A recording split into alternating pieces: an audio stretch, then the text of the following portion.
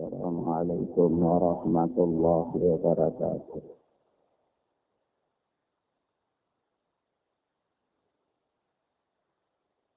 Alhamdulillahilladzi hadana lil Islam wa manna alaina bih wa akhrajana fi khairi ummatin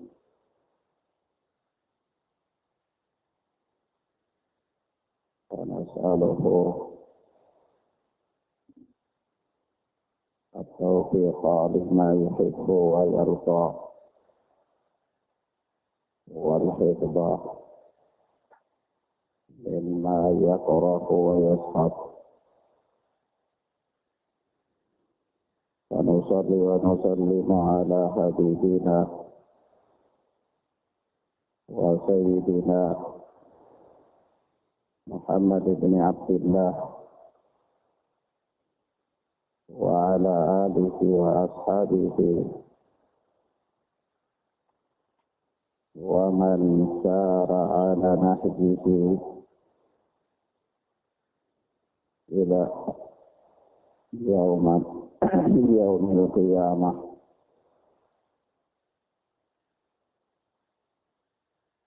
Amma ba'd.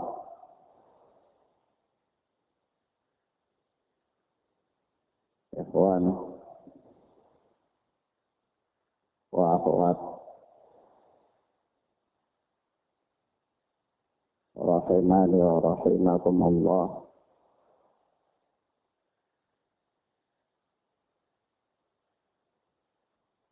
Kita lanjutkan pelajaran kita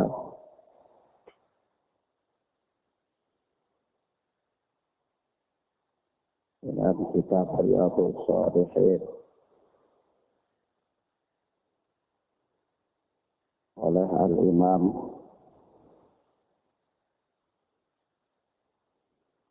Abu Zakaria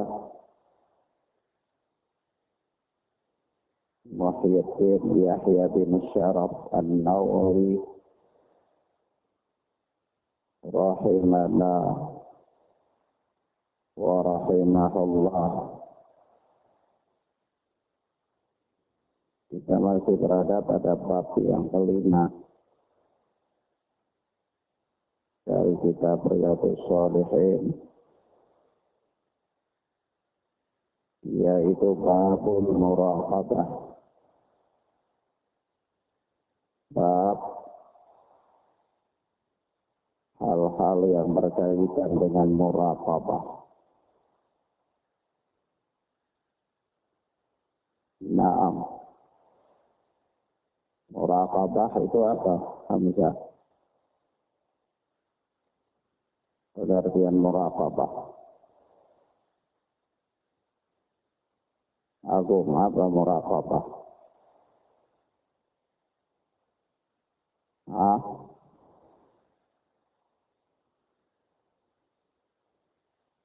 Merasa bahwa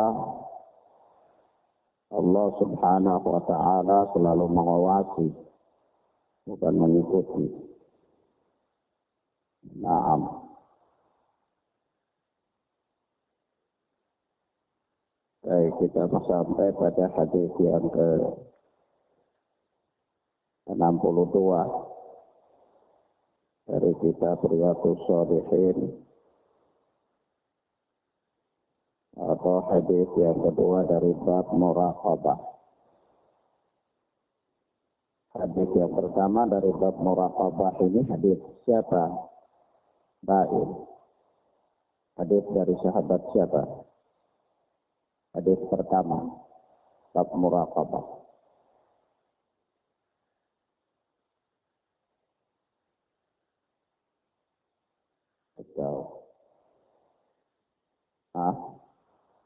Dari Umar Ibn Khattab. Tentang apa? Aku.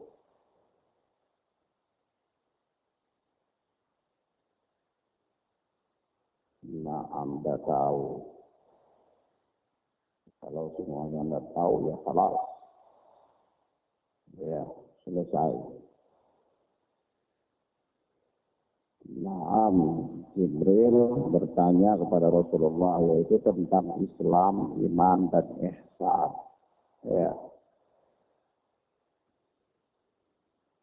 Berkata Al-Imam An-Nawawi rahimahullah. As-sani, yang kedua, ya ini hadis yang kedua dalam bab ini. An Abi Dzar Jundub bin Junadah wa Abi Abdurrahman Mu'adz bin Jabal radhiyallahu anhuma, dari Abu Dzar Jundub bin Junadah. Abu Dzar itu beliau dikenal dengan nama kunyahnya Abu Dzar.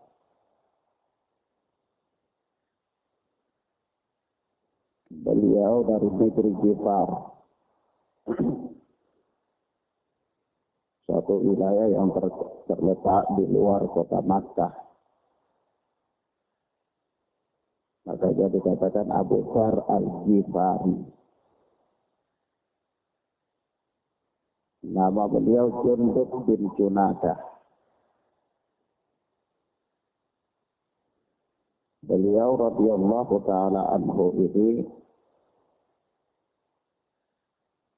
orang yang pertama kali masuk menemui Nabi Sallallahu Alaihi Wasallam dengan memberikan salam Islam, yaitu Assalamualaikum warahmatullahi wabarakatuh.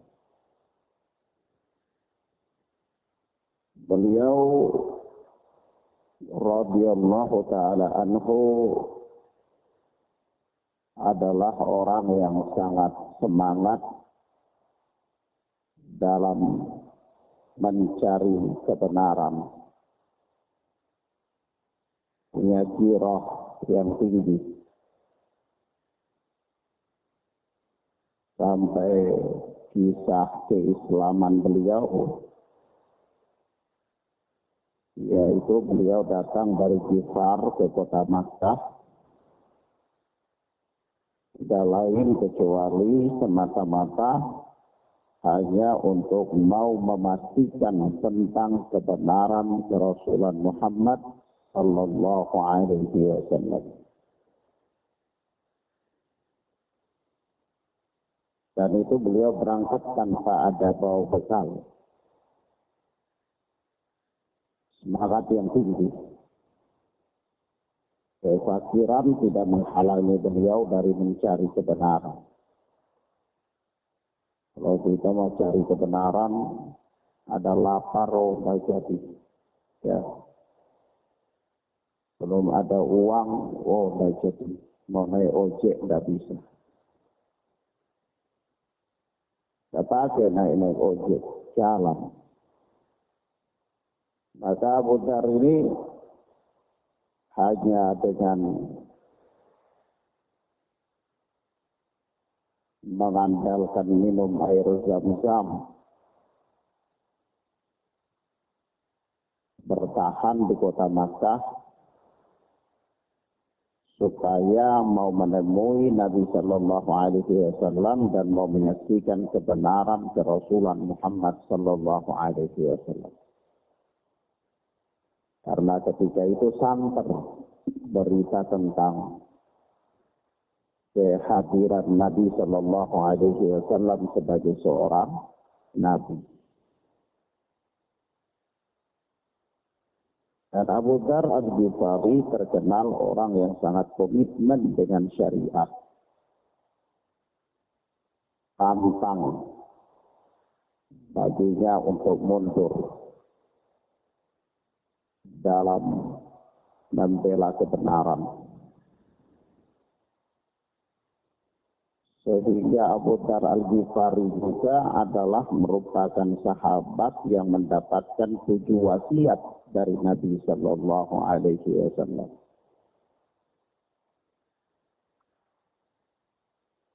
Dar ini mendapatkan itu wasiat dari Nabi Sallallahu Alaihi Wasallam.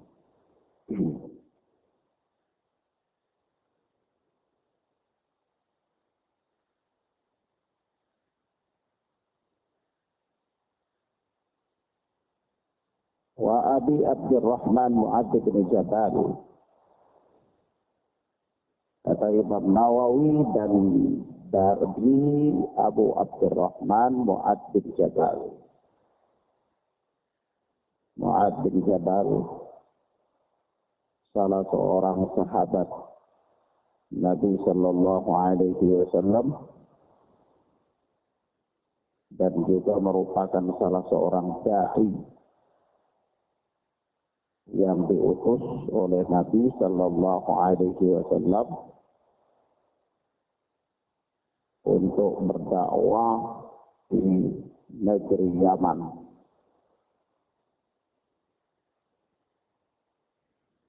Nama kunia beliau ini adalah Abu Abdurrahman.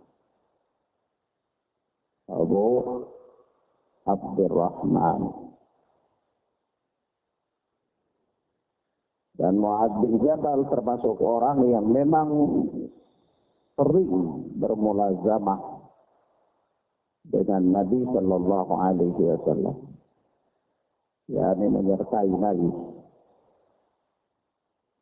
Sampai-sampai Nabi pernah membonceng beliau di atas kendaraan beliau. Nabi pernah membonceng Mu'adz bin Jabal ini di atas kendaraan beliau. Lalu Nabi berkata, "Ya Mu'adz, atadri ma haqqullah 'alal ibad wa ma haqqul ibadi 'ala Allah." Mu'adz radhiyallahu anhu, tahukah engkau apa hak Allah atas hamba-hambanya dan apa hak hamba-hamba Allah atas Allah? Nah,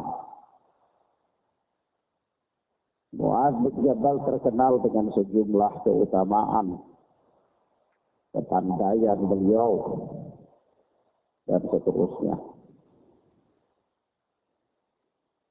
Di antara barisan orang-orang alim dari kalangan para sahabat ridwanullahi alaihim ajma'in.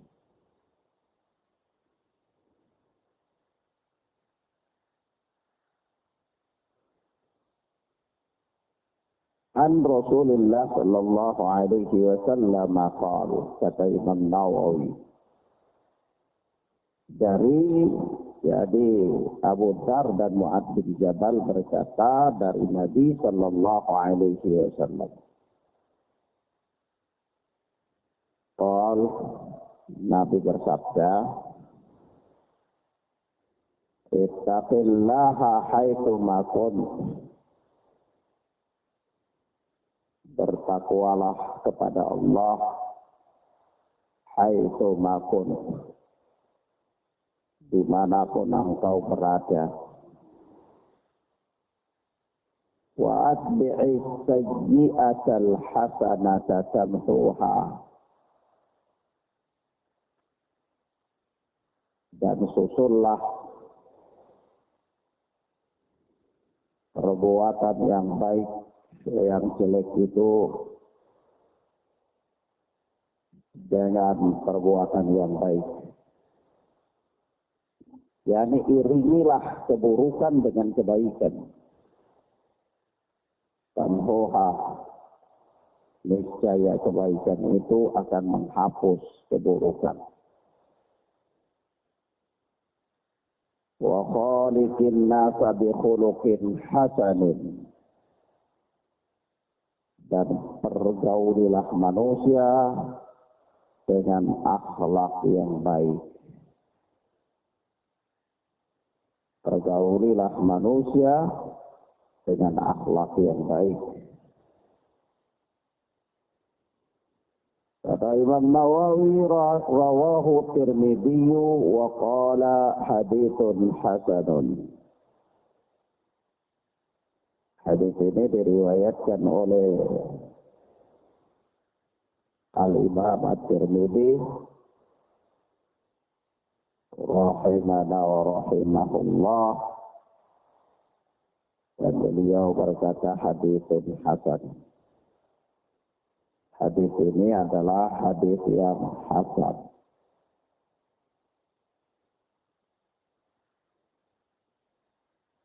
Ya ikhwan,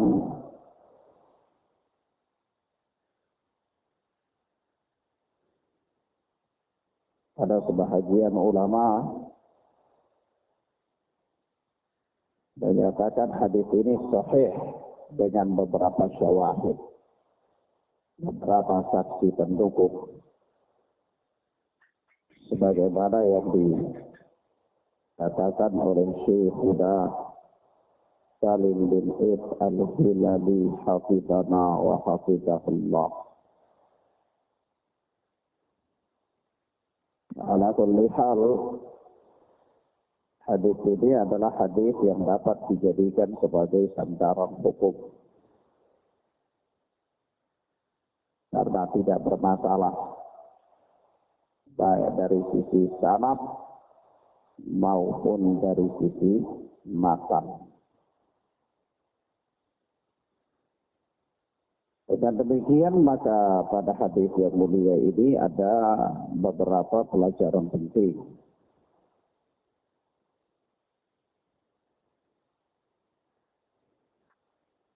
Yang pertama,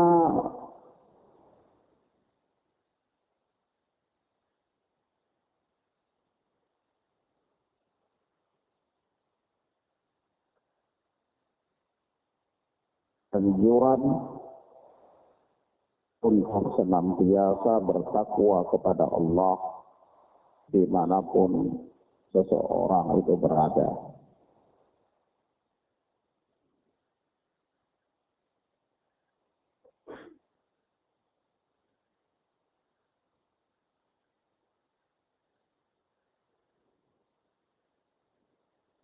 Dan ini hukumnya adalah wajib. Anjuran yang ada pada hadis ini adalah anjuran yang bersifat wajib. Di mana Nabi Sallallahu Alaihi Wasallam bersabda, "Ittaqillaha haitsu ma kunt." Bertakwalah engkau kepada Allah dimanapun engkau berada. Apakah di rumahmu, atau di sekolahmu, atau di pasar, atau di kantor,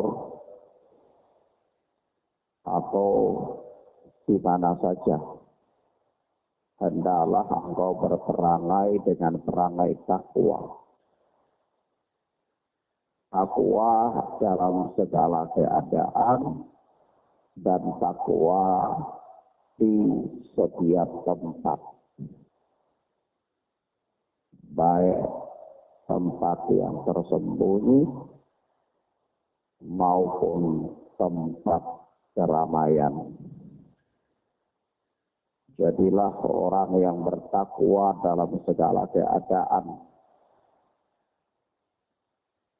Jangan jadi orang yang bertakwa ketika di hadapan publik dan menjadi orang yang bejat tatkala sendirian. Naam. Karena Allah Subhanahu wa Ta'ala senantiasa mengawasi dan melihat seseorang. Bahkan Allah Tabaraka wa Ta'ala berfirman, "In tukhfu ma fi sudurikum aw tubduhu ya'lamuhu Allah."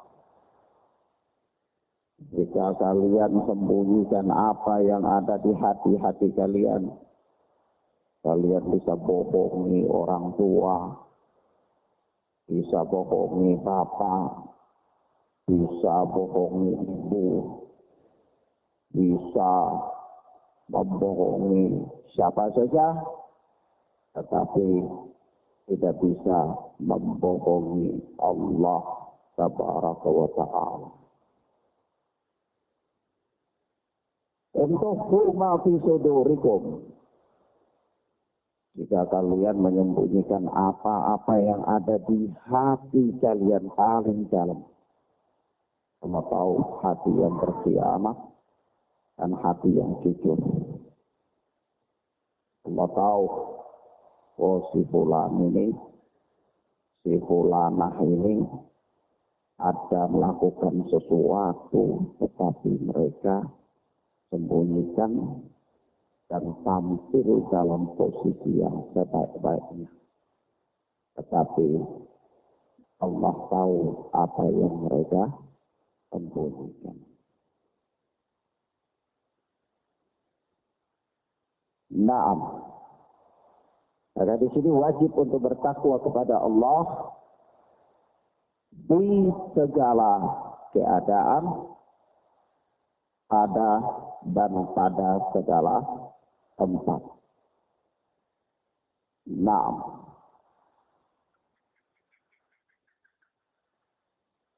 Maka kita pun katakan, ya ikhwan wa akhwat, sifat yang demikian ini tidak terjadi kecuali bagi orang yang selalu menghadirkan muraqabah pada dirinya. Dia merasa bahwa Allah selalu melihatnya.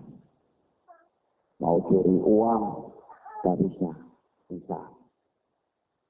Mau ngasih sesuatu kepada seseorang, tak bisa. Biar tidak ada orang tahu. Mau curi dulu uang bapaknya, mau curi dulu uang mamanya, di laci apa di tempat jualan. Oh mau kasih kepada pacar misalnya, tidak bisa. Jangan, Allah lihat saya. Tak jadi. Oh tapi saya menyimpan rasa suka kepada seorang ini Ustaz. Oh tak jadi. Allah tahu apa yang ada di hati yang paling dalam. Saya pura-pura nunduk tapi lihat-lihat ke sana ke dia. Cari posisi bisa lihat-lihat dia Ustaz gimana. Oh jangan. Allah tahu apa yang khianat dan apa yang tersembunyi di dalam hati. Ini maknanya, ittaqillaha haitsu ma kuntum. Bertakwalah kepada Allah dimanapun engkau berada. Dilihat oleh orang atau tidak dilihat oleh orang, tetap engkau konsisten pada ketakwaanmu. Kenapa? Kau tidak akan sanggup untuk menipu Allah Subhanahu wa ta'ala. Ya, kenapa? Sanggup untuk menipu Allah Subhanahu wa ta'ala. Baik di sekolah, baik di rumah.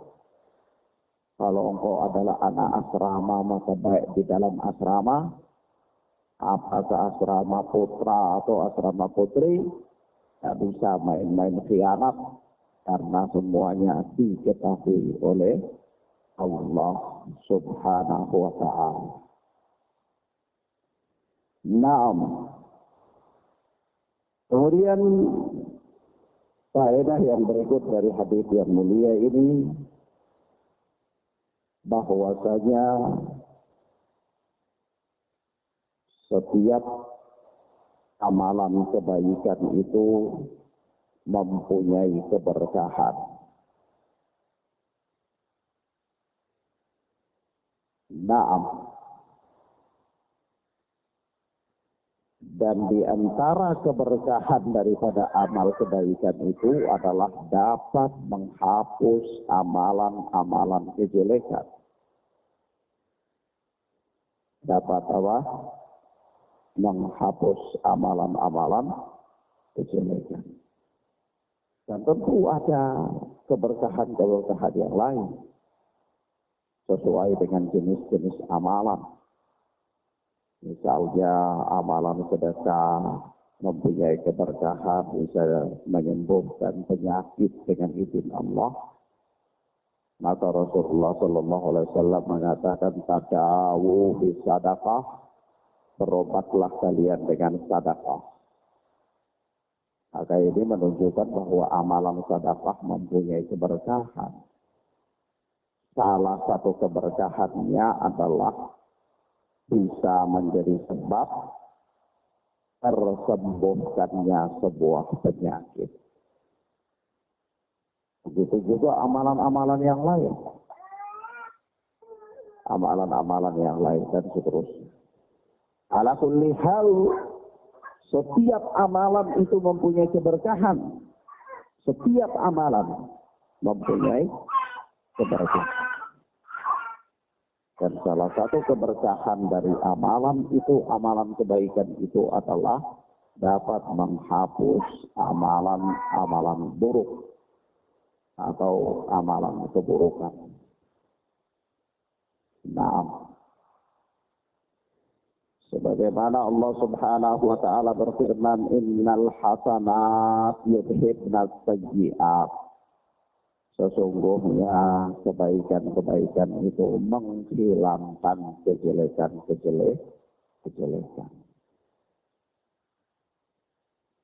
Maka di sini kita berikan catatan. Catatan yang pertama, bahwa keburukan yang dihapus dengan amal kebaikan itu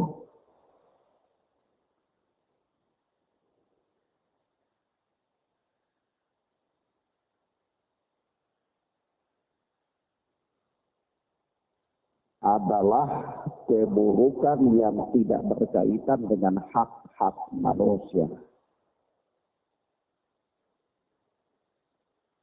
Catatan yang pertama, keburukan yang dihapus dengan amalan kebaikan itu adalah keburukan yang tidak berkaitan dengan hak-hak manusia. Ya, maksudnya apa? Maksudnya dosa yang dia lakukan itu antara dia dengan Allah saja. Bukan dosa yang berkaitan dengan hak-hak orang lain. Ini kalau dosa antara dia dengan Allah saja, maka dengan dia melakukan kebaikan-kebaikan, dengan izin Allah, Allah dapat menghapus keburukan-keburukan yang dia lakukan itu. Tapi kalau dosa itu adalah, atau keburukan itu adalah keburukan yang berkaitan dengan hak-hak manusia, atau berkaitan dengan hak-hak orang lain, maka tidak bisa dihapus dengan semata-mata melakukan amal kebaikan, melainkan dia wajib untuk meminta kehalalan dari orang yang haknya dia langgar itu. Paham ya? Misalnya kita pernah curi barang seseorang. Setelah kita sadar, wah saya pernah nyuri barangnya, saya bertobat, lakukan amal-amal kebaikan, bertobat. Apakah yang demikian sudah cukup? Kita katakan tidak. Ya harus meminta kehalalan dari orang yang dicuri barangnya. Kalau barangnya masih ada, kembalikan. Kalau sudah tidak ada, ya minta maaf, minta kehalalan, dan seterusnya. Ya. Kenapa? Karena ini berkaitan dengan hak orang lain. Paham ya? Dalam catatan pertama ini, kita katakan bahwa amal-amal keburukan yang dihapus dengan amal-amal kebaikan itu, apabila amal-amal keburukan tersebut tidak berkaitan dengan hak-hak manusia. Ya. Kalau ghibah, namimah, ya, ghibah, adu domba, fitnah, ya, ini semua tidak bisa digugurkan dengan amal kebaikan, dan juga tidak bisa digugurkan dengan taubat saja, melainkan di dalam taubat itu harus ada syarat, yaitu meminta kehalalan dari orang yang dia gibahi, meminta kehalalan dari orang yang dia fitnah, meminta kehalalan dari orang yang dia namimah, adu domba pada mereka dan seterusnya.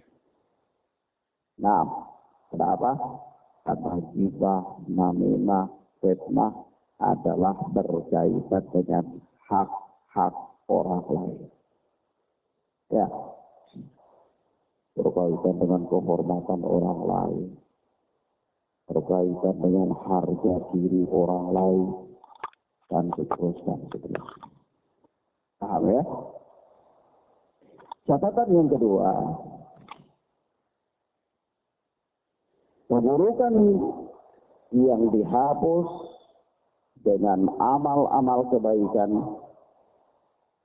terbatas pada keburukan-keburukan yang dikategorikan sebagai dosa-dosa kecil. Keburukan yang dihapus dengan amal-amal kebaikan itu terbatas pada keburukan yang dikategorikan sebagai dosa-dosa kecil. Artinya, kalau ternyata keburukan yang dilakukan itu kategorinya adalah dosa besar, maka dia tidak bisa dihilangkan semata-mata dengan amal kebaikan. Ya, tidak bisa. Dosa besar, kalau dia banyak baca Quran, tidak bisa dosa besarnya dihapus oleh Allah dengan amal dia baca Quran, atau dia sedekah, atau dia sholat, ya, atau dia lakukan amal-amal kebaikan apa saja, maka jawabannya tidak bisa. Kenapa? Karena keburukan yang masuk dalam kategori dosa besar tidak bisa digugurkan oleh Allah, melainkan dengan taubat nasuha. Taubat yang apa? Sungguh-sungguh.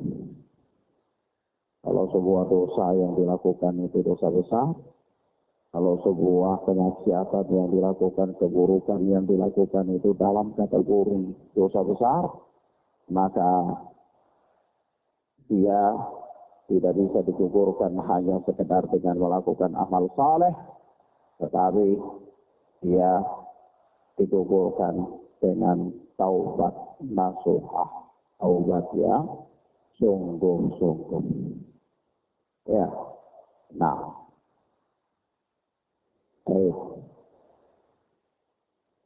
Yang ketiga, faedah yang ketiga dari hadis yang mulia ini adalah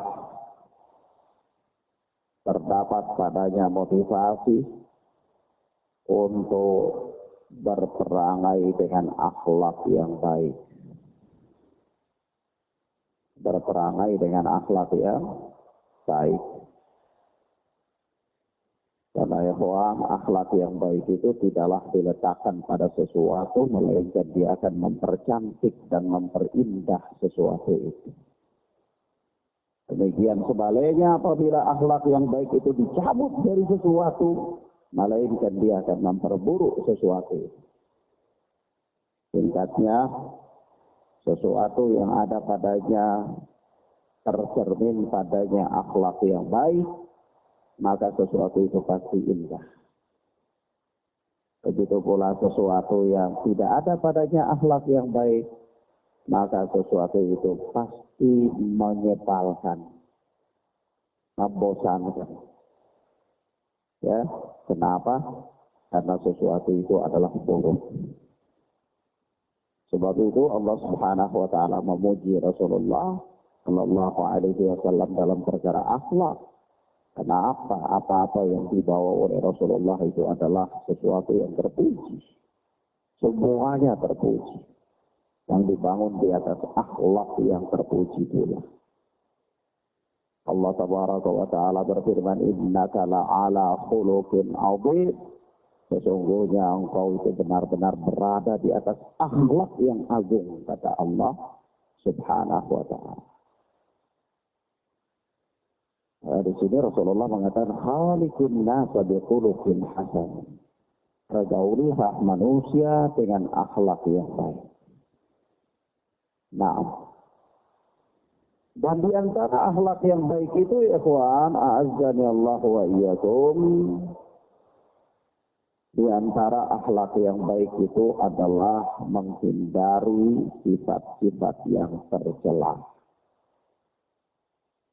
Sifat-sifat yang tercela itu seperti suka kepo dengan masalah orang lain, kemudian suka menyebarkan hoax, suka menyebarkan kabar kupu-kupu, bukan kabar burung, burung terlalu besar, kupu-kupu kecil, ya, suka menyebarkan kabar yang buruk, kabar-kabar buruk yang nggak tahu kebenarannya. Di antara akhlak yang tercela itu adalah namimah, adu domba. Yang kata Rasulullah, asyadun nas yaumal qiyamah. Orang yang asyadun nasi adaban yaumal qiyamah. Orang yang siksaannya itu paling berat pada hari kiamat adalah orang yang dzul-wajhain, punya dua wajah. Dua wajah bukan berarti nanti matanya empat, karena dua di muka, dua di belakang, bukan. Tetapi yang dimaksudkan dengan dua wajah di sini Hamzah itu adalah alladzi ya'ti haula'i biwajhin wa haula'i biwajhin. Yaitu dia datang ke satu orang sana dengan wajah yang lain, dia datang ke sini lalu dia berubah jadi Batman, bukan. Ya wajahnya tetap itu. Sama seperti misalnya antum ini Hamzah, datang ke sono tetap rupanya Hamzah. Datang ke situ lagi rupanya Hamzah. Bukan ke sana rupanya Hamzah, ke sini nanti rupanya Agung. Bukan. Satu rupa itu saja. Tetapi apa? Tetapi yang dimaksudkan di sini adalah suka bermanis wajah dalam rangka membuat kerusakan, melakukan adu domba. Alladzi ya'ti haula'i biwajhin, yakni dia datang kepada satu orang ini dengan wajah yang lain, yakni dia katakan, oh engkau ini memang begini. Tapi si fulan di sana itu katakan kau ini jelek. Datang lagi ke yang satu lagi dengan wajah yang lain, dia bilang kau memang, tapi yang si fulan di sana ngomong karena kau ini katanya punya banyak utang. Kayak gitu. Tidak, itu masa saya kena utang. Akhirnya dua orang ini berkelahi. Datang ke satu dengan wajah yang lain, cerita yang lain bermanis-manis wajah untuk memberikan provokasi. Kemudian datang lagi kepada yang satu dengan bermanis-manis wajah seolah-olah dia senang, dia suka, dia mendukung, tapi kemudian memberikan bahasa-bahasa yang memprovokasi. Ya. Lalu orang yang dengar itu tidak tahu karena apa? Ya namanya juga kalau bahasa yang provokasi datang dalam tampilan yang bagus seolah-olah membela, maka orang yang mendengar kan terkesan. Ya, saya ini bermaksud baik. Saya senang sama kamu. Ya. Tapi kalau begini kan saya jadinya gak enak. Makanya saya, ya orang itu bilang kamu gini, saya dengarnya jadi gak enak. Begitu lagi ke sana. Jadi seolah-olah dia ini membela. Tapi padahal dia ini apa? Ngomporin. Ya. Ya kalau ngomporin dengan cuma ya 8 sumbu enggak apa-apa, tapi kalau kompornya itu 45 sumbu, wah, cepat terbakar. Ini apa? Adu domba. Ya. Ini akhlak yang tercela. Nah, di antara akhlak yang baik adalah orang yang menghindari sifat yang demikian. Dan akhlak yang baik itu ya kita katakan tadi ini tidak suka kepo dengan urusan orang lain. Ya kalau sekedar untuk memberi nasihat tidak ada masalah, itu pun kalau sampai ke kita dan mungkin kita diminta untuk memberikan nasihat. Tapi kalau nggak sampai ke kita sok cari tahu untuk ini dan itu ngapain? Maka ketahuilah ikhwana fillah azanillahu wa iyyakum bahwa kehidupan seseorang tidak akan pernah mengalami ketenangan dalam rutinitas kehidupannya selama dia belum bisa terlepas dari ingin tahu urusan orang lain. Jadi kalau dia selalu ingin tahu urusan orang lain, dia terbebani dengan hidupnya, itu terbebani sendiri. Karena semua urusan orang lain mau dia tahu dan dia pikirkan. Ada orang utang, dia tahu orang utang banyak, jadi akhirnya dia juga jadi mikir. Ya, kita mikir nanti ada orang begitu, dia juga mau tahu, jadi mikir. Akhirnya hidupnya itu terbebani sendiri. Maka kita katakan, seseorang tidak akan pernah menjalani rutinitas kehidupannya dengan tenang, selagi dia masih sibuk dengan ingin tahu urusan orang lain. Ya, antum bayangkan kadang-kadang ingin tahu urusan orang lain ini menyita waktu yang begitu banyak. Dan juga mengganggu pikiran. Jago apa? Pikiran. Dan bisa menjadi penghalang dari sejumlah kebaikan. Maka dari itu, dulu para salaf, itu ketika mereka hendak berangkat menuju guru-guru mereka, itu biasanya mereka bersedekah. Mengeluarkan uang untuk bersedekah. Lalu mereka berdoa, ya Allah, tutuplah aib guru-guru kami itu dari kami. Agar kami tidak terhalang dari ilmu mereka. Coba aja kalau antum, manusia siapa yang tak punya kekeliruan? Lalu antum berusaha cari tahu kekurangan seseorang. Nah, ternyata misalnya antum dapati kekurangan seorang guru atau guru antum itu punya kekurangan. Akhirnya apa? Antum terhalang dari kebaikan-kebaikan yang banyak yang ada pada dirinya. Ya. Dan ini terjadi. Maka dari itu, seseorang tidak akan pernah melakoni kehidupannya dengan tenang selama dia masih sibuk dengan urusan orang lain. Maka jadi orang itu jangan suka hubungi, jangan suka kepo, suka mau tahu saja urusan orang lain, mau campur saja urusan orang lain. Tapi kadang-kadang urusannya sendiri terbengkalai. Urusannya apa? Terbengkalai. Urusannya yang harus memperbaiki ibadahnya, urusannya harus bertolibul ilmi, urusannya harus fokus pada memperbaiki dirinya, bisa terbengkalai gara-gara sibuk untuk tahu urusan orang lain. Nah, maka ini semua masuk dalam pembahasan akhlak yang mulia. Dan di antara akhlak yang mulia itu adalah memposisikan sesuatu itu pada posisinya. Sesuatu itu diletakkan pada tempatnya, itu posisi termasuk akhlak yang mulia. Ada orang yang terpandang, ya kita memperlakukan dia dengan kondisinya sebagai orang yang terpandang. Ada seorang kepala suku misalnya datang ke tempat kita, ya kita perlakukan dia sebagaimana posisinya seorang kepala suku. Jangan karena mentang-mentang kepala suku ini misal kita katakan dia bodoh, tidak kuliah misalnya. Kalau dia datang ke kita hinakan dia.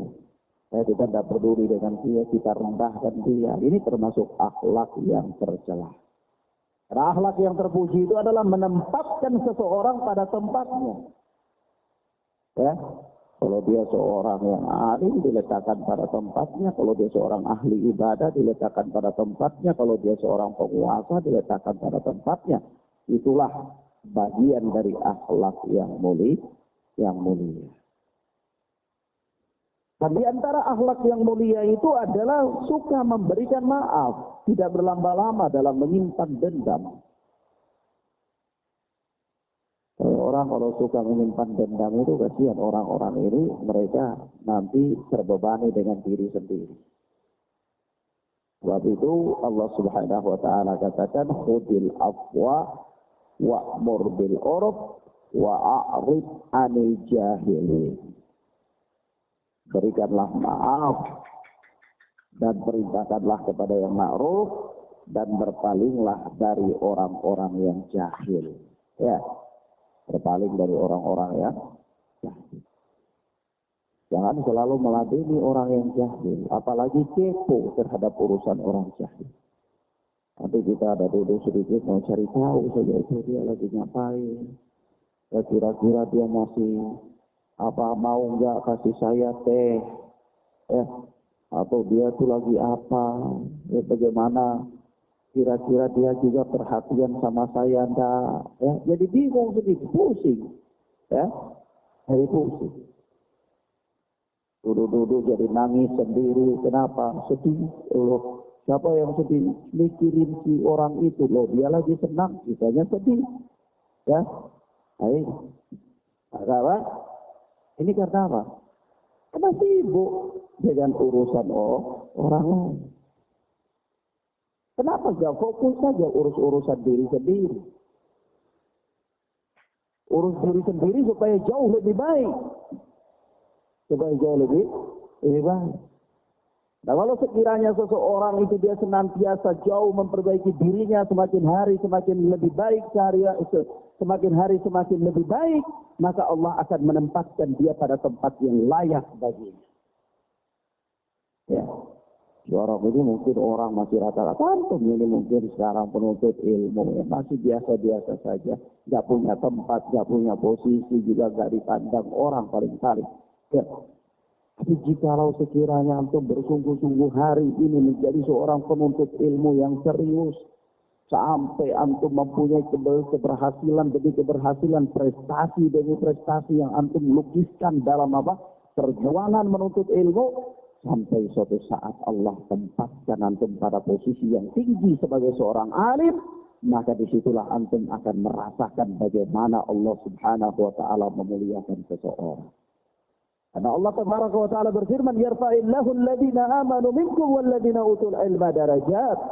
Allah Tabaraka wa Ta'ala mengangkat derajat orang-orang yang beriman dari kalian, dan Allah mengangkat derajat orang-orang yang berilmu beberapa derajat, kata Allah. Tinggi posisinya.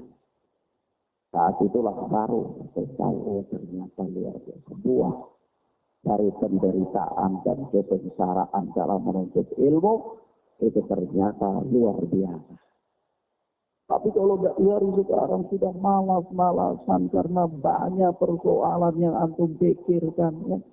Akhirnya belajarnya juga malas-malasan, ya, mendapatkan prestasi yang buruk. Akhirnya antum gagal. Begitu antum gagal, tak ada seorang pun yang gubris dengan dirinya. Kata dulu mungkin orang-orang yang mengatakan, oh saya paling sayang sama si fulan itu. Saya suka sama dia karena orangnya imut-imut misalnya. Begitu antum sudah nggak punya apa-apa, dan berhasil, dan orangnya berhasil, ngapain saya dengan si fulan itu nggak selevel. Sekarang saya harus nyari orang yang selevel lagi dengan saya. Antum ketinggalan kereta. Ya, begitu. Siapa suruh? Dulu nggak mau mengukir prestasi yang bagus. Ya. Nah, agar demikian akhwana fiddin azanallahu wa iyyakum, ini semua adalah bagian dari akhlak yang terpuji. Yaitu akhlak yang apa? Yang terpuji, akhlak yang baik. Dan di antara akhlak yang baik adalah menghadirkan rasa selalu diawasi oleh Allah Subhanahu wa Ta'ala. Menghadirkan rasa selalu diawasi oleh Allah Subhanahu wa Ta'ala. Nah,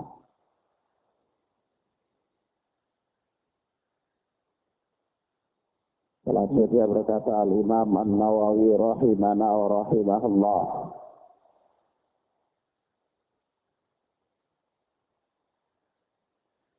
As-salih, yang ketiga, yaitu hadis yang ketiga dari bab ini. Bab apa? Hamzah. Muraqabah. Hadis yang ketiga atau hadis yang ke-63. Berkata Al-Imam An-Nawawi rahimana wa rahimahullah, an Ibni Abbas radhiyallahu anhuma qala, dari Ibnu Abbas yang Allah telah meridhai beliau dan bapaknya, dia berkata, untuk khalfan Nabi sallallahu alaihi wasallam yauman, dulu aku pernah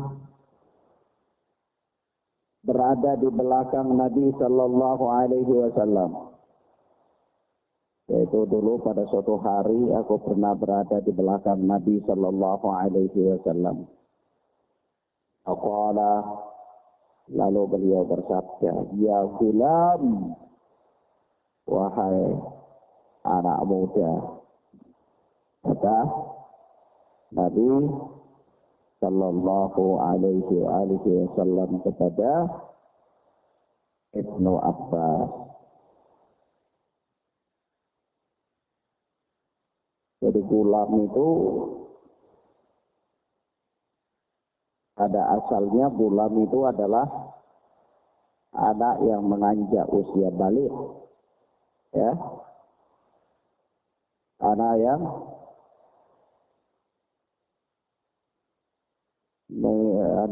yang mulai sampai pada usia balik atas. Nama dia namanya apa? Gulam. Pemuda ke bawah sampai di usia mau menginjak balik, nah itu namanya gulam. Berarti ini masih Ibnu Abbas ini ketika itu masih ya kecil, ya, masih kecil. Ya, kata Nabi sallallahu alaihi wasallam, ya gulam, wahai anak muda, inni u'allimuka kalimatin. Sungguh aku hendak mengajarkan engkau beberapa kalimat. Sungguh aku akan mengajar engkau beberapa kalimat. Ihfadillah yahfadka, yaitu peliharalah Allah atau jagalah Allah, maka Allah akan menjagamu.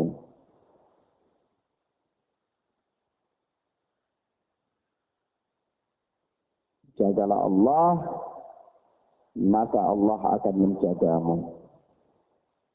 Ihfadillah ajidhu tujahaka, peliharalah Allah atau jagalah Allah, niscaya engkau akan mendapati Allah di hadapanmu. Idza sa'alta fas'alillah, apabila engkau minta, maka mintalah kepada Allah.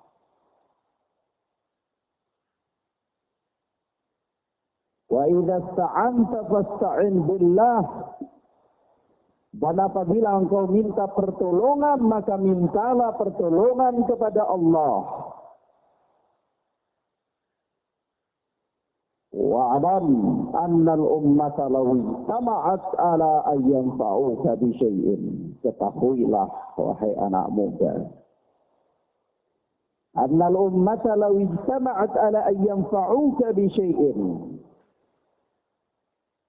Kalau saja seluruh umat ini berkumpul ala ayyam fa'uka bi syai'in, untuk memberikan manfaat kepadamu, lam yanfa'uka lan yanfa'uka illa bi syai'in qad katabahu Allahu lak. Niscaya mereka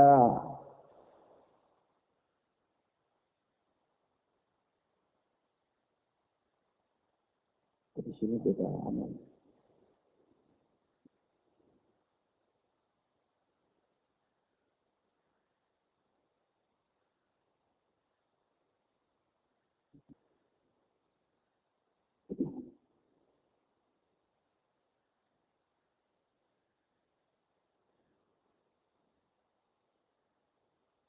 lam yanfa'uka illa bi syai'in qad katabahu Allah lak. Itu baru. Baik.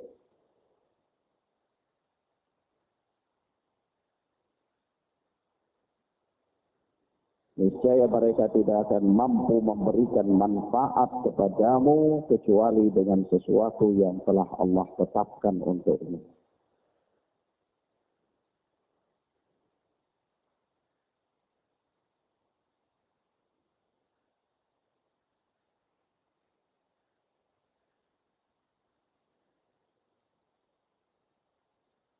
Wa'alam annal ummata law istama'at ala yanfa'uka bi syai'in, ketahuilah anak muda, camkanlah olehmu wahai anak muda, annal ummata law istama'at, bahwa seluruh umat ini kalau mereka bersatu ala yanfa'uka bi syai'in, untuk memberikan manfaat kepada engkau, lam yanfa'uka illa bi syai'in qad katabahu Allahu lak. Niscaya mereka tidak akan mampu memberikan manfaat kepadamu melainkan dengan sesuatu yang telah Allah tetapkan untukmu. Kalau ada orang katakan nanti begini, nanti begitu, saya akan memberikan engkau ini, saya akan begini dan saya akan begitu, maka ketahuilah dia tidak akan mampu memberikan apa yang dia bilang itu, kecuali memang yang kebaikan yang dia janjikan itu adalah bagian dari apa yang telah Allah tetapkan untuk diri. Ya. Jadi kalau ada orang baru janji-janji surga, jangan terpengaruh. Karena yang mendatangkan kebaikan itu bukan dia, tetapi Allah. 1001 kali dia menjanjikan kebaikan, tetapi jika sekiranya kebaikan itu bukan menjadi milikmu, engkau tidak akan pernah mendapatkan. Jadi kalau dalam kehidupan ini kita menggunakan prinsip ini, maka kita tidak akan mudah untuk menjadi penjilat. Kadang-kadang ada orang baru dijanjikan jabatan saja dia sudah jadi penjilat. Padahal belum tentu dapat jabatan tersebut. Ya. Karena yang memberikan jabatan bukan dia, Allah. Kalaupun dia melalui dia hanya penyebab saja. Tetapi jabatan itu ada dia atau tidak ada dia, Allah telah tetapkan bahwa engkau akan mendapatkan jabatan itu. Siapa yang Allah pilih sebagai perantara, maka itu adalah bagian dari sebab, bukan semata-mata karena dia. Ya, paham ya? Maka dari itu orang tidak akan mudah terpengaruh. Tapi Ustaz nanti begini dakwahmu itu nanti tidak ada ini nanti begini. Oh, itu bukan urusan mereka. Baiknya dakwah, berkembangnya dakwah atau tetapnya dakwah seperti ini 50.000 tahun sebelum Allah menciptakan langit dan bumi, Allah telah tetapkan takdirku seperti itu. Jadi tidak ada peduli dengan urusanmu. Ya, tidak apa? Peduli dengan urusan. Engkau hadir dan engkau tidak hadir, itu urusanmu dengan Allah. Engkau hadir, engkau memerangi kebodohan yang ada pada dirimu, agar supaya engkau beribadah kepada Allah dengan ilmu untuk kehidupanmu, kemaslahatanmu di dunia dan akhirat. Engkau tidak hadir, maka engkau akan berada dalam kebodohan, dan itu kegagalanmu di dunia dan akhirat. Kembali kepada dirimu sendiri. Tetapi sama sekali tidak bisa mempengaruhi takdir Allah terhadap apa-apa yang telah Allah tetapkan terhadap makhad ini misalnya. Ya, paham ya? Jadi orang tidak akan mudah terpengaruh. Kalau sekiranya dia paham dengan benar bahwa Rasulullah bahkan mengatakan kepada sahabat yang mulia ini, Ibnu Abbas, apa kata Rasulullah? Wa'lam, camkanlah olehmu. Perhatikan. Jadikan ini sebagai pegangan. Bahwa annal ummata law istama'at ala ayyan fa'uka bi syai'in. Kalau sekiranya umat ini mereka semuanya bersatu untuk memberikan engkau janji surga, lam yanfa'uka illa bima kataballahu lak. Illa bi syai'in qad katabahu Allahu lak. Maka mereka tidak akan sanggup untuk memberikan engkau kebaikan kecuali dengan sesuatu yang Allah telah tetapkan menjadi miliknya. Nah, ya. Jadi kesuksesanmu dalam semua hal dan kegagalanmu dalam semua hal itu tidak terlepas dari takdir Allah Subhanahu wa taala. Tidak apa? Tidak terlepas dari takdir Allah Subhanahu wa taala. 50.000 tahun Allah telah sebelum Allah menciptakan langit dan bumi, Allah telah tetapkan takdir manusia. Ya. Kemudian kata Rasulullah sallallahu alaihi wasallam,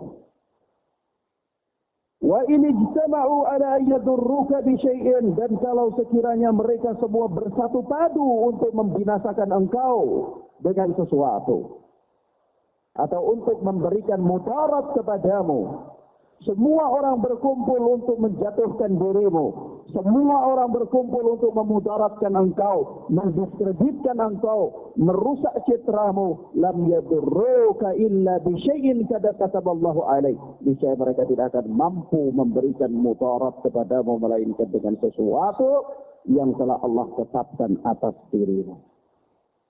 Memang keburukan itu telah Allah tetapkan akan menimpa dirimu. Jadi kalau mereka bersatu pun tidak bersatu, keburukan itu akan tetap menimpa dirimu. Ya, tidak ada sama sekali pengaruhnya dengan manusia. Ya, nah, kalau Allah telah tetapkan keburukan itu untuk dirimu, maka keburukan itu akan menimpa engkau. Tapi kalau sekiranya keburukan itu tidak Allah tetapkan untukmu, hatta seluruh manusia di penjuru dunia ini bersatu untuk melakukan makar terhadapmu, niscaya mereka tidak akan mampu untuk melakukan makar itu. Sebab itu apa? Masya Allah kana wa ma lam yasha lam yakun. Apa-apa yang Allah kehendaki itu pasti terjadi, dan apa-apa yang tidak Allah kehendaki itu tidak akan pernah bisa terjadi. Ya. Hari ini bisa saja kita menghayal-hayal. Katakanlah, ya. Katakanlah dalam kehidupan dunia ini, seseorang hari ini barangkali dia menghayal-hayal ingin jadi seorang konglomerat misalnya. Ada orang kemudian menjanjikan bahwa kamu nanti begini. Kalau kamu lakukan ini, besok lusa kau akan jadi konglomerat. Saya janji akan membantu dirimu dan seterusnya. Tetapi ternyata takdir itu bukan miliknya. Di dalam perjalanan dia mati duluan, atau orang yang janji mati duluan, atau apa-apa yang dia gagal, sehingga dia tidak mendapatkan apa yang dijanjikan tersebut. Kenapa? Karena kebaikan itu bukanlah merupakan takdir untuk dirinya. Ya, begitu pula ada seseorang dia dulu dia berpikir, oh Masya Allah ini, saya ini pengen itu kalau nanti suatu saat, ya, kalau saya misalnya belajar begini, saya masih muda, tiba-tiba menikah misalnya, saya pengen itu, ya laki-laki yang saya pilih misalnya. Atau saya pengen itu wanita yang saya pilih misalnya. Kalau dia menghayal-hayal, oh ini kira-kira laki-laki ini sudah gagal, ini menurut saya bagus ini. Ya, atau perempuan dia pikir, perempuannya lagi pikir, oh ini laki-laki ini begini, yang si laki-lakinya pikir lagi, oh ini perempuan ini segini, ini sudah bagus. Tapi ternyata apa, takdirnya mereka berdua bukan jadi milik. Akhirnya dia harus sedih karena hayalannya tidak tercapai. Ya, maka dari itu apa? Persoalannya ini kembali kepada persoalan takdir. Jangan banyak menghayal. Kuburkan 1001 hayalanmu itu dalam tanah yang paling jauh. Kalau ada 7 lapis, dia di lapisan yang ke-7. Lalu sadarkan dirimu kepada takdir Allah Subhanahu wa ta'ala. Maka Allah akan mendatangkan kebaikan bagi orang yang baik. Dan Allah akan menjauhkan keburukan dari orang yang baik. Al-jaza'u min jinsil amal. Balasan sesuai dengan amal perbuatan. Orang buruk dia akan mendapatkan keburukan. Orang baik dia akan mendapatkan kebaikan. Al-jaza'u min jinsil amal. Balasan itu sesuai dengan amal perbuatan. Jadi lakukan kebaikan, niscaya engkau akan menuai kebaikan. Hari ini antum menanam padi, maka besok pun antum akan panen padi. Kalau hari ini antum tanam padi, besok lusa antum panen jeruk, ini ajaib bin aneh. Ya. Nah, ya. Begitu. Maka ikhwan fillah azanallahu wa iyyakum. Selanjutnya Nabi Shallallahu Alaihi Wasallam menyampaikan wasiat beliau ini kepada sahabat yang mulia Ibnu Abbas Apa kata Nabi? Rufi'atil aqlam. Pena catatan takdir itu sudah diangkat. Jadi tidak tulis lagi, sudah diangkat. Wa jaffatis suhuf, dan lembaran-lembaran catatan takdir manusia itu sudah mengering. Sudah apa? Sudah. Artinya apa? Artinya catatan takdir manusia di Lauhul Mahfuz itu sudah finish. Di Lauhul Mahfuz itu sudah finish. Tidak ada perubahan lagi di sana. Yang tidak ada seorang pun yang tahu kecuali Allah Tabaraka wa Ta'ala. Takdir di Lauhul Mahfuz itu tidak ada yang tahu, hanya Allah saja. Ya. Adapun nanti takdir-takdir yang lain dalam pengetahuan para malaikat itu bisa berubah sesuai dengan kehendak Allah Subhanahu wa Ta'ala. Ya. Paham ya? Nah. Imam Nawawi rahimahana wa rahimahullah rawahu Tirmidzi wa qala haditsun hasanun sahih. Hadis ini diriwayatkan oleh Al-Imam At-Tirmidzi dan beliau berkata hadis hasan sahih. Hadis ini hadis hasan sahih. Kata Imam Nawawi wa fi riwayati ghairi Tirmidzi, dan di dalam satu riwayat selain daripada riwayat Tirmidzi,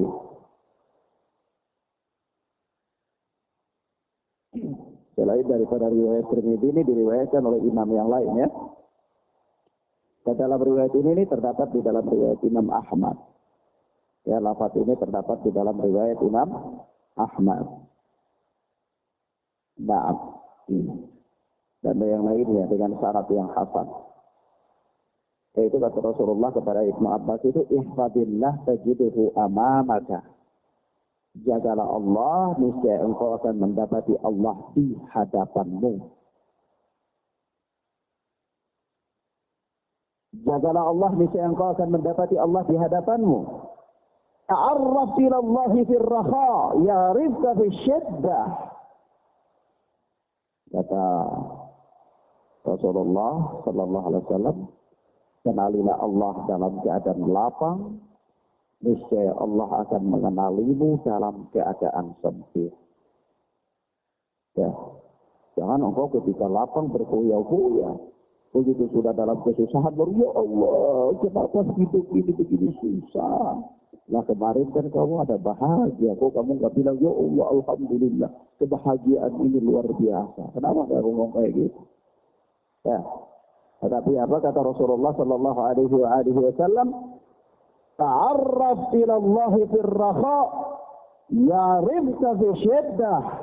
Kenalilah Allah dalam keadaan sempit, niscaya Allah dalam keadaan lapang, niscaya Allah akan mengenalimu dalam keadaan sempit. Naam.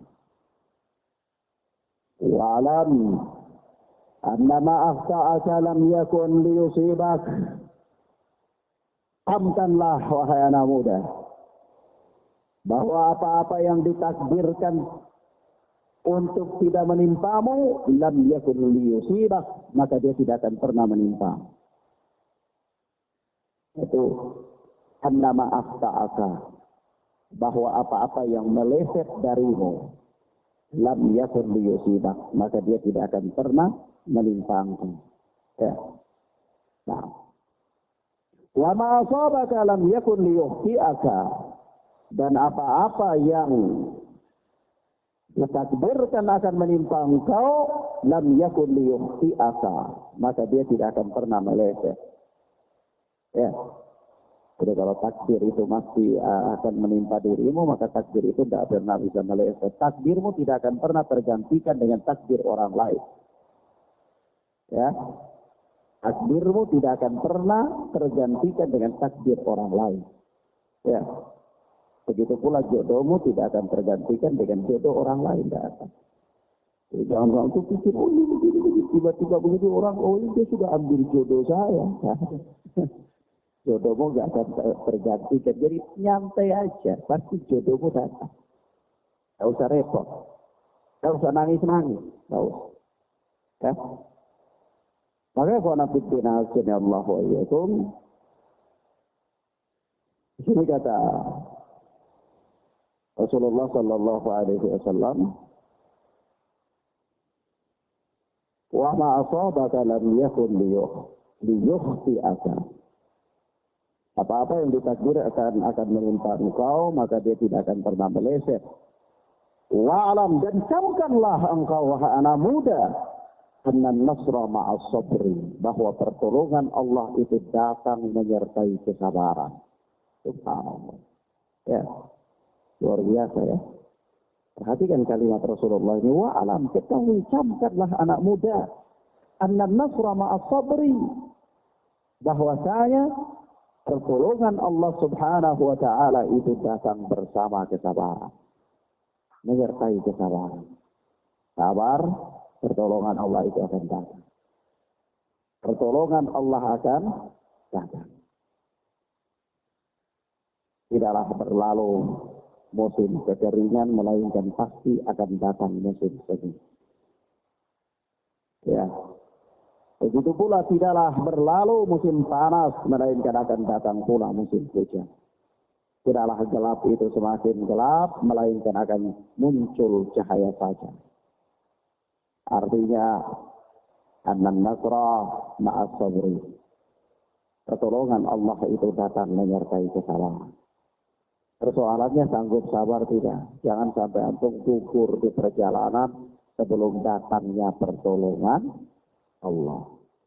Sebelum keluar dari polemik kehidupan yang dihadapi itu, antum sudah gugur. Maka begitu pertolongan Allah datang, antum tidak termasuk di antara orang-orang yang menikmati pertolongan tersebut.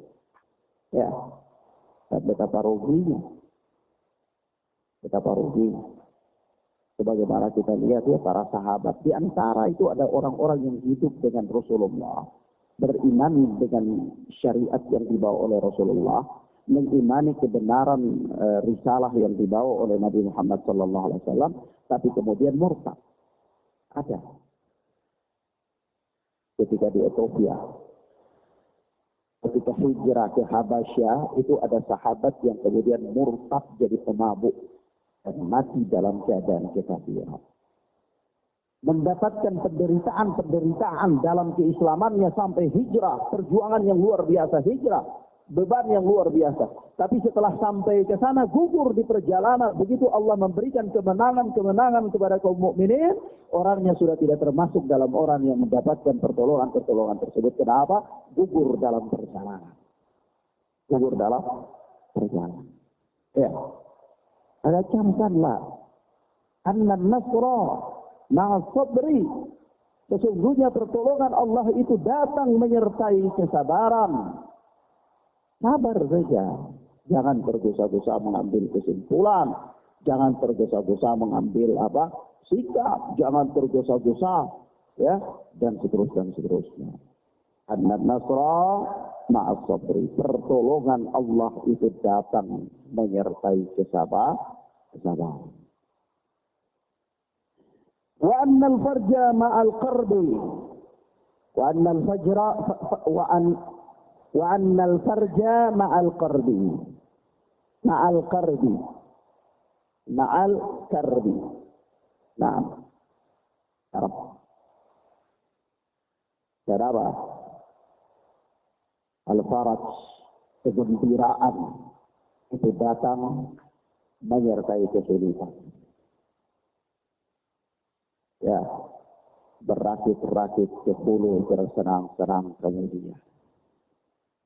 Ya, ini bersusah-susah dulu, berbahagia-bahagianya nanti. Ya. Ya, jangan cari bahagia di depan, nanti susahnya di belakang, kasihan. Ya. Tetapi susahnya di depan supaya mendapatkan kesuksesan di belakang. Ya. Agar di sini, masya Allah, kalimat yang luar biasa sekali. Yani jawami'ul kalim. Kalimat-kalimat yang merupakan wahyu, kalimat singkat, padat maknanya. Kata Rasulullah Sallallahu Alaihi Wasallam di sini, wa annal farja ma'al karbi. Dan sesungguhnya kelapangan itu datang menyertai kesempitan atau kesulitan. Wa anna ma'al usri yusra, dan sesungguhnya bersama dengan kesulitan itu ada kemudahan. Bersama dengan kesulitan itu ada kemudahan. Jadi jangan mudah-mudah menyerah, jangan gampang-gampang menyerah. Ya. Nah, kenapa? Jangan sampai begitu datang kemudahan, antum sudah tidak ada dalam barisan orang-orang.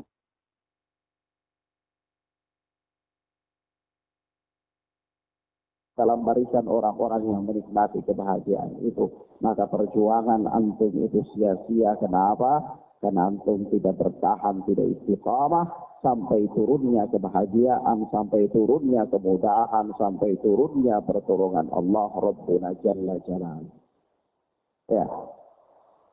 Nah, paham ya? Kemudian akhwana fiddina azanallahu wa iyyakum.